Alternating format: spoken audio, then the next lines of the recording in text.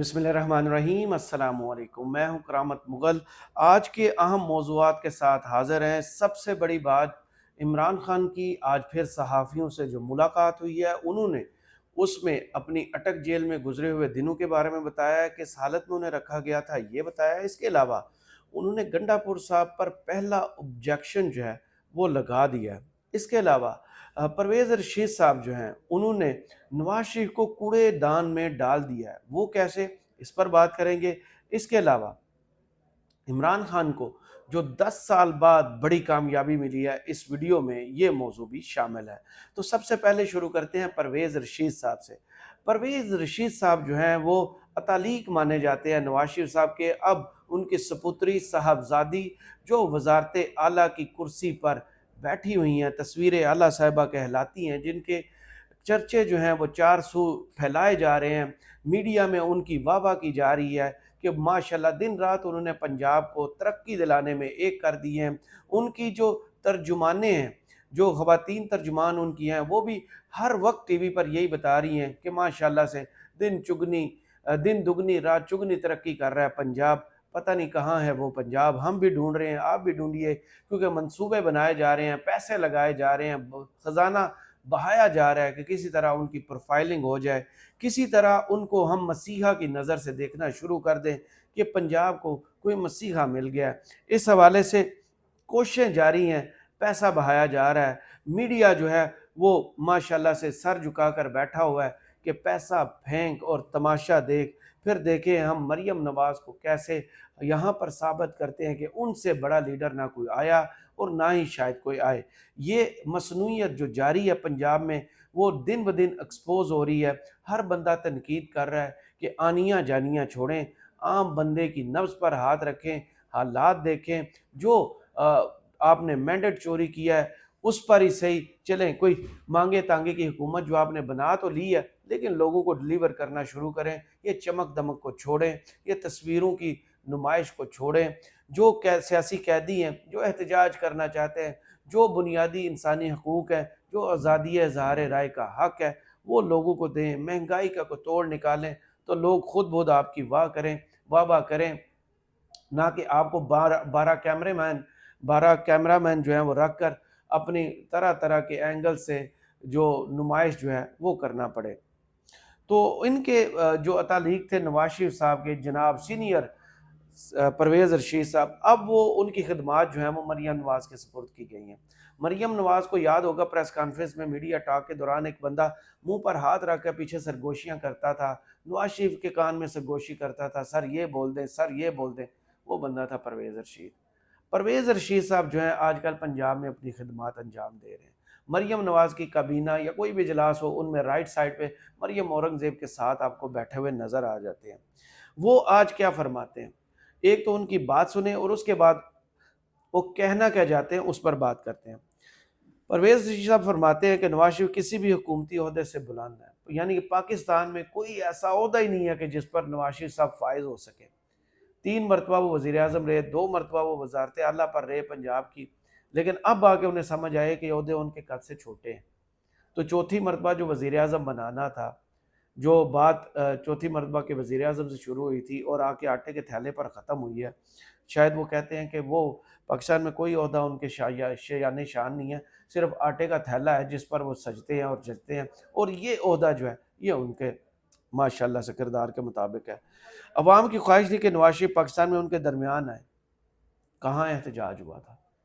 क्या पूरे पाकिस्तान में कहीं आपको एहतजाज याद है? जब 4.5 सब वो लंदन में केएफसी खाते हुए, पार्क्स में घूमते हुए, वो गाड़ियों में शब-शबा के साथ जाते हुए, और वो जो कश्ती रानी नजम सेठी साहब के साथ करते हुए सीन हमने देखे थे, वो अवाम तो उनको वहाँ पर जो थी पीटीआई की रोंद रही थी कि चोरों जवाब दो, कैसे ये फ्लैट बनाए हैं, वो रसीदें दिखाओ।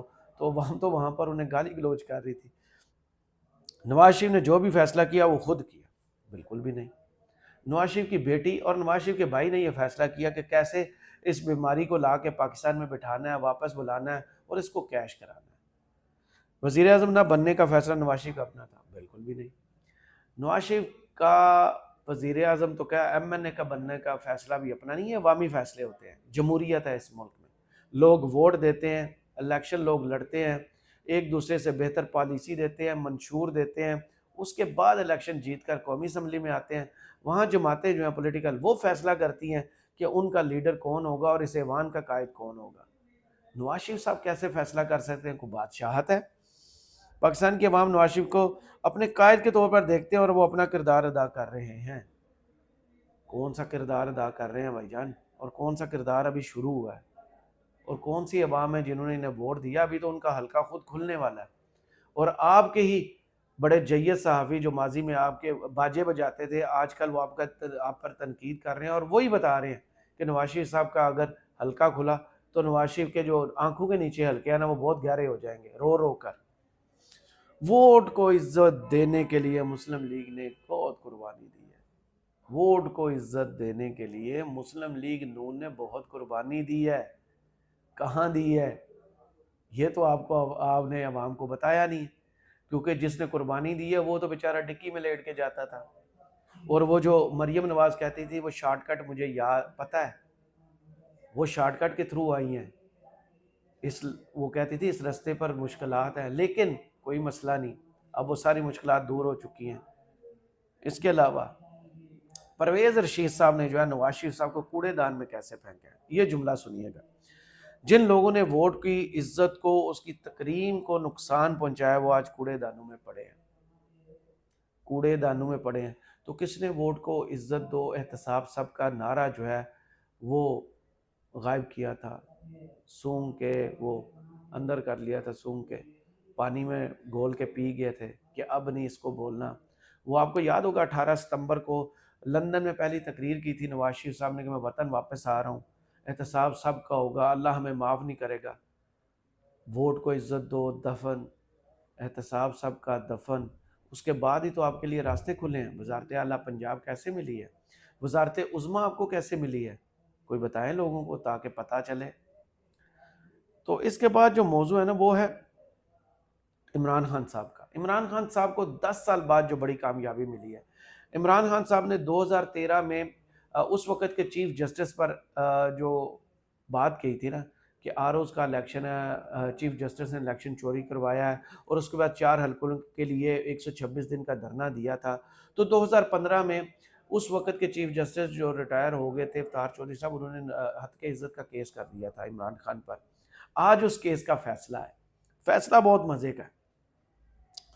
2013 انتخابی دھاندلی الزامات پر جنوری 2015 میں افطار چودھری نے عمران خان کے خلاف دعویٰ دائر کیا ہتک عزت کا، جس میں کہا گیا تھا کہ عمران خان نے عدلیہ کے خلاف بے بنیاد اور من گھڑت الزامات کی بچھاڑ کی ہے۔ دعوے کے مطابق 27 جون 2014 کے بیان میں عمران خان نے توہین امیز الفاظ استعمال کیے۔ ایڈیشنل سیشن جج اسلام آباد نے آج اپنے فیصلے میں کہا ہے کہ ہتک عزت کا دعویٰ 6 ماہ 24 دن بعد 20 جنوری 2015 کو دائر ہوا۔ 2002 کے قانون کے مطابق 6 ماہ کے اندر دعویٰ دائر کرنا ضروری ہے۔ قانونی طور پر توہین امیز بیان کے 6 ماہ کے دوران دعویٰ دائر نہیں ہوا، اس بنیاد پر سابق چیف جسٹس افطار چودھری کا دعویٰ خارج کیا جاتا ہے۔ ایڈیشنل سیشن جج حسینہ ثقلین نے 6 صفحات پر مشتمل تفصیلی فیصلہ جاری کر دیا ہے۔ اسلام آباد کی مقامی عدالت نے 10 سال بعد سابق چیف جسٹس افطار چودھری کی ہتک عزت کیس کا فیصلہ سنایا۔